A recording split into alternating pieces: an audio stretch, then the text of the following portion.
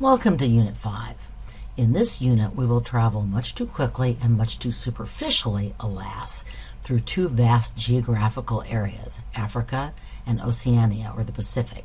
The good news is that you're going to hear a lot less of the disembodied voice in this unit. It's your turn to teach each other. You already have the assignment sheet for this unit's presentation, so let me emphasize just a few points. Your presentations will be longer than the presentations you've made before, and they'll be worth a lot more points. You will include a longer and more detailed analysis of the cultural context, and you will end by leading a discussion of the basic cultural context question you've seen on earlier short answer questions. Do not assume that you will get all the information you need from the Khan Academy homework assignment. We have posted research materials on Canvas with instructions on how you can access those PDFs, and you can find further information on the internet. Since many of these works have a performance element, you should look for any short video clips that would liven up your presentation. Just remember to send these links to Mrs. Whitaker so that she has them ready to play in class. Every student will present, sometimes solo, sometimes in a group of 2 or even 3, on both an African and a Pacific work. This means that if you are assigned to work as a pair or a group, you will have to decide how to break down the assignment so that every member of the group has a role and does his or her fair share of the work. It probably makes sense to assign one person the job of making the slides consistent. As you'll see in a minute, that's part of your rubric. Note that these two presentations are big-ticket assignments worth a lot of points. That's because the quality of your work will determine how well your fellow students come to understand these works. Put some real effort into this one, okay? And don't let down your team. So just a few more points about the rubric, which we've included in your assignment sheet. It probably makes sense to assign one person the job of making the slides consistent. Oops, I already said that. Do not just copy and paste big chunks of text from the research PDFs or the internet. Most of the information you will deliver will be delivered orally. The slides are guideposts to help your fellow students follow what you are saying. You will be graded in part on the quality of your oral presentation, and that means you need to present the material in your own words. Do not just read off slides. Interact with the class. You will know a lot more about your assigned work than your classmates do. Help them think through the cultural context question. What does this work teach about the culture that created it? And make sure that you ask your classmates for evidence to support their answers. Okay, on to Africa.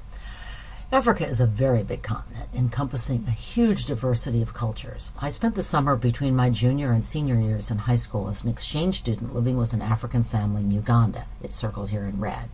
Uganda is a small country, only about 35 million people, yet Ugandans speak more than 40 different languages in more than one major language group.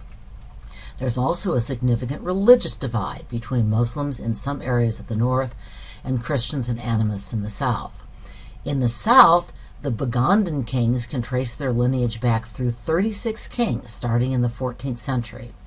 Other ethnic groups formed very different social structures and often less hierarchical political and social structures.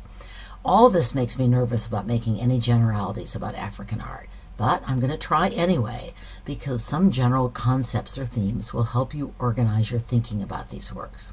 I've taken some of these themes from the College Board's curriculum and others from my own reading and research. It is not an exhaustive list. But before I get started on my race through common themes in African art, let's stop for a moment and practice some of your visual and contextual analysis skills on a work that is not one of your required works. You've presumably never seen this work and haven't yet learned about the culture that created it, but you have had an opportunity to look at a lot of art. So, what do you notice about this work? What is your visual analysis? What composition elements have you seen before? What context might this work suggest? I'm going to pause here and let you come up with answers. Okay, now that you've had a chance to offer your own analysis, I'll share mine. There's a clear hierarchy of scale, which suggests that the fellow in the center is more important than everyone else around him. That means he's probably king, might be a nobleman or a priest or a god. This is almost certainly a work that conveys a message about power and authority. The sculpted figures are balanced and show basic symmetry, which gives the work, again, balance and visual elegance. The heads are disproportionately large. Those hands along the bottom probably mean something. The figures on top might represent ancestors or supernatural beings. The human figures seem to be dressed for war. The central figure is stepping on what appears to be a defeated enemy. Think of Narmer and Naram Sin. So what further information do you have from the title? Why would people erect an altar to the hand and the arm? What do hands and arms do? I'm going to read what the British Museum website has to say about this work. Like many West African peoples, the Edo of Benin sees the various fates of mankind as governed both by destiny and by personal action. Destiny is located in the head, and personal action is located in the hand. Ceremonies devoted to the head tend, therefore, to involve ancestors and destiny, while those strengthening the hand involve an individual and his own achievements. Edo men also celebrate a festival of the head, during which the king and priests offer sacrifices to altars such as this. I'll repeat this point in just a few minutes, and again in my final lecture for this unit. African and Pacific art almost always involves an element of performance. Here, by the way, is a required work from this unit, and don't worry about writing down the identifiers yet. Ikenga also means strong right arm, standing for physical prowess. Note that this work was made by still another people from what today is Nigeria. And what would you guess is the symbolism of those enormous horns? Yup, power and masculinity. We've seen this before. The work on the left is also one of our required works. Why would we know that this was probably made for a king, even if I didn't give you the title? Well, it's made from metal, which was scarce and expensive in Africa. In fact, it's made of cast brass, molded using the lost wax method. Note, too, that the date is 16th century, earlier than most of the works in this unit. And what does that suggest? This work dates to a period when Africa had not yet been colonized by Europeans. Indeed, as we'll see, it dates to a period when Africans and Europeans interacted on much more equal grounds. Here's another work from the same culture, and it's another Ikagobo. What's different about this work? Well, if the title led you to say animals, be careful. Both works actually depict animals. The British Museum just chose to put animals into this work's title. What's really intriguing about the work on the left, it may be hard to see, is the row of musketeers above the frieze. Muskets were acquired from the Europeans, who were now regularly trading with the Benin Kingdom. And the musketeers include both African and Portuguese soldiers, an indication of Portugal's support for Benin's king. In fact, much of Benin's wealth stemmed from its highly profitable trade with Portugal. The brass used to make these works came from manillas, or armbands, worn by the Portuguese. These armbands were melted down as the raw material for this plaque. Remember, the ECB loves to ask questions about cross-cultural interaction. Here, by the way, is a 1668 engraving. That is a European work that depicts the Oba's palace complex in Benin City. The Oba is shown in the foreground on horseback, surrounded by dancers, dwarves, and animals. His palace is in the background.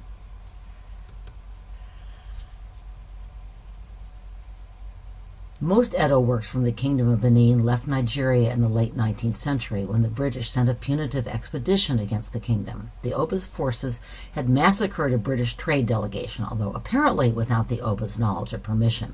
The British were eager to gain more commercial access to the region, so they used this incident as an excuse to send in British soldiers. Most historians consider the British invasion to have been brutal and unjustified, by the way. But there's no question that the British soldiers collected a lot of loot, and they hauled it away without the permission of the Oba or his people. The presence of these works in museums around the world remains a controversy in the art world today. We need to move on, but before I leave the fascinating culture of Benin for now, I want to make a point that the contextual images in this unit should reinforce. Many of these peoples and cultures continue both to pursue and to update the traditions that surround these works of art. So here, for example, is the current Oba's Palace in Lagos, Nigeria. Note that you still see raised metal sculpture and animals that signal power and authority. Later in this unit, I will walk you through an essay that talks about how certain works featured in performances are intended to unlock access to power. Note that many of your works come with contextual images that show how these were employed in ceremonies. Here's an example, maybe my favorite example. Here's another example from the Ashanti people of Ghana. The golden stool is thought to contain the soul of the nation. It isn't actually used as a stool. In fact, it's never allowed to touch the ground, and only the king, shown here, can touch the stool. When a British representative tried to sit on the stool, it actually sparked a war. Led by a warrior queen, Ya Asantewa. She led her people in what historians call the War of the Golden Stool. I love it, a war named after a work of art history. So here's an excerpt from the speech she delivered to a group of male Ashanti leaders. I don't know if any of the men took up her offer and traded their loincloths for her undergarments, but you gotta love the spirit. Here is still another required work intended for performance. Mblo masks appeared in the final sequence of large-scale public festivals known as Mblo. Mblo performances consisted of a succession of dances that culminated in tributes to the community's most distinguished members. Individuals honored in this way were depicted by a mask that was conceived as their artistic double or namesake. The masks themselves, however, were highly stylized. They were not intended to represent the honoree's appearance. And that leads to my next theme, which is that African art is generally more conceptual or expressive than it is representational or naturalistic. So, for example, the Ndope, or portrait of a Kuba king, followed strict conventions. The head had to be 1/3 the size of the body, since the body was the seat of intelligence. The head was the seat of intelligence. The individual king was identified not by his facial features, which were stylized, but by the geometric motif on the base and his symbol or ebol, in this case, a drum with a severed hand. Most African sculpture is frontal, with enlarged heads and sometimes enlarged sexual organs, reflecting the emphasis on the head as the seat of knowledge and often power, and the importance of fertility. Note the well-endowed Fang reliquary, or biere, on the left. So we've already talked a little about how this work conveys power and authority. The photograph, by the way, shows the 38th Oba of Benin, who ascended the throne in 1979. This is a favorite. A woodcarver makes the initial Nkisi image and brings it to the ritual specialist's home. The ritual specialist, called an Nganga, must then activate the figure. The Nganga fills special cavities in the sculpture, generally in the head and stomach region, with materials such as ash, soil, herbs, and animal parts that are believed to have specific medicinal and magical powers. Over time, as clients approach the Nganga seeking solutions to problems or resolutions to disputes, various objects are added to the Nkisi. When a problem is resolved, a disagreement settled, or a cure established, the principal parties drive a blade, nail, screw, or other sharply pointed object into the Nkisi Nkondi.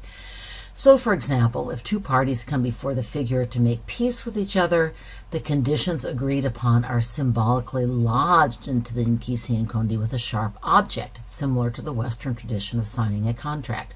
Or, if one person accuses another of stealing property, both would go before the Nkondi, and while driving a nail which activates the spirit's power, each would ask to be destroyed by the image if they were caught telling a lie. The elephant mask you saw earlier portrayed the fawn, a divine king who had the ability to transform into an elephant. Only important people in this society could wear the aka, or elephant mask, which was used at the royal court. The elaborate beadwork likewise signals power. The triangles represent the skin of a leopard, highly stylized. Leopard is an animal that the Mamaleki people believed had the capability to transform into a human. So the leopard and the elephant imagery together symbolize the king's power and the connection between his essence and the essence of powerful animals. In other words, it gives an element of divinity to his rule. In the figure on the right, we see hierarchical scale used to mark the high status of the senior wife. She crowned the king and protected him during the reign. The junior wife is much smaller. My guess is she got bossed around. As a generalization, in Africa, men were the builders and carvers, and men alone were permitted to wear masks. An important exception was the Bundu mask of the Sierra Leone Mende people. They were worn by a society of women in a coming-of-age ceremony for young girls. The female Po mask, on the other hand, was worn by men dressed as women. But there's a catch. The masks still depicted female ancestors and were a sign of respect in what was largely a matriarchal society. Women, in turn, painted walls, wove cloth, and produced ceramics, and none of these works are featured in our College Board list. I have actually complained about this. Bundu masks are worn by women to mark special occasions. Young women at this stage of puberty spend 3 months secluded in the forest learning the secrets of womanhood. By the way, the initiation rites included female genital mutilation, which has come under considerable and, in my view, deserved criticism from women's rights advocates around the world. Well, I've already talked about how the Ndope, shown on the left, recorded the special attributes of a king. The Mbudye Association that produced and performed the memory board on the right was created in the 1700s as a council charged with preserving and interpreting both the political systems of the Luba state and its history. Lukasa, or memory boards, are mnemonic, that is, memory-enhancing devices that enable the elite members of the community to recall information concerning genealogy, court ceremony, cultural heroes, clan migrations, and the location of things within the royal compound or tribal territory. A Lukasa might also map out spirit capitals, palaces of deceased rulers abandoned by new kings to become receptacles of the former king's memories. Lukasas have to be small enough to be held easily, and they are read by moving a forefinger over the attached object, so we see more performance. The Fang people of southern Cameroon derive a sense of continuity with their past as well as communal cohesiveness in the present through an ancestral cult known as Bieri. Bieri reliquary figures are placed on top of bark containers that hold the skulls of important clan ancestors. These reliquaries enable a migratory people such as the Fang to carry their history, that is, the remains of important people, from place to place. The reliquary figures and the containers were made from light materials, so they're easy to carry. One of the many tragedies of the British Punitive Expedition of 1897 against Benin is that the order of the Benin plaques was lost to indiscriminate looting, and with it a priceless opportunity to learn more about the kingdom's history. Here are 2 early 20th century paintings, both required works, that show the influence of African masks. Stay tuned. Note that the golden stool is made of gold-plated wood, the gold reflecting its importance as a sacred object. I talked about the lost wax method in my podcast about Hindu art. And here we see works that employ fibers, and this will be an important element of Pacific art as well.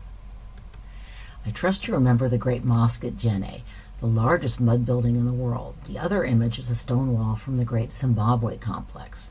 Traditional African architecture was built to be as cool and comfortable as possible in the hot African sun, which is why mud brick walls and thatched roofs predominated. The royal complex at Zimbabwe is an exception. Its architects and builders employed sophisticated masonry designs that subsequently more or less disappeared from the continent. Interestingly, given these impressive stone walls, there doesn't appear to be evidence that this was used as a military site. Great Zimbabwe employs ashlar masonry, by the way. That means stone walls that do not use mortar. You will need to know that term, which will show up again in our unit on the Art of the Americas. In these required works, we see nails, beads, bottle caps, and buttons, all materials acquired in trade with the Europeans, and of course there was also the brass in the Benin plaque. Note that wood is the base for all of these shown works, and that's more than enough to get you started. Good luck with your presentation.